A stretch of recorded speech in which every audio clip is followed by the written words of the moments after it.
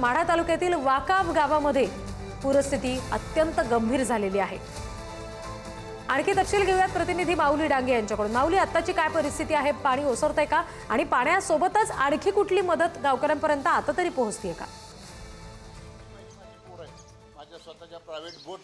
यदि आपण नक्कीच पाहिलं तर सीना नदीला महापूर आला होता। त्यामध्ये करमाळा असेल, वाकाव असेल आणि उंदरगाव असेल, दारफळ असेल, या गावातील पुरांना पुरामुळे मोठा फटका बसला होता। आपण बघितलं की जे गाव वाकाव जे गाव आहे, जे आरोग्यमंत्री तानाजीराव सावंत यांचं जे मूळ गाव आहे, त्या गावामध्ये आता आपली पुढारी न्यूजची टीम पहिल्यांदा पोहोचलेली आहे की ज्या गावामध्ये आजपर्यंत पुरामध्ये कोणीही पोहोचलं नव्हतं, ते गाव आता पुरातून ओसरायला सुरुवात झालेली आहे।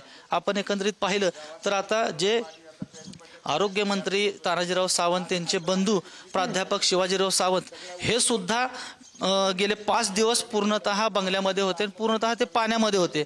आपण त्यांच्याकडून जाणून घेणार आहोत की कशा पद्धतीनं, काय सांगाल की 5 दिवस तुम्ही स्वतः या वाकाव गावामध्ये पुरामध्ये होता?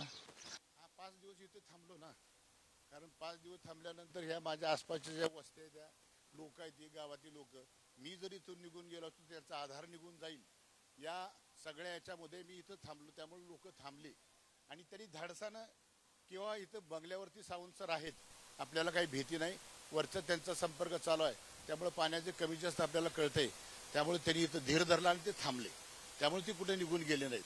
पण परंतु ज्या जी काय अफवा येत होत्या किंवा ह्याच्यावरती व्हॉट्सच्या माध्यमातून येते की 5 फूट पाणी वाढले, 10 फूट पाणी वाढणार आहे, अशा माध्यमातून बातम्या आल्यानंतर ती जी काय लोक होती गावात घाबरलेली, ती सगळी लोक रेल्वे स्टेशनच्या चढावर जाऊन बसली आणि त्यांनी बाहेर काढण्यासाठी मी शासनाला वारंवार फोन केले, तहसीलदारला केले, बीडीओला केले, PSIला केले, PIला केले, सांगितले की असं असे लोक घाबरले, तुम्ही ताबडतोब शासकीय यंत्रणा इकडे पाठवा।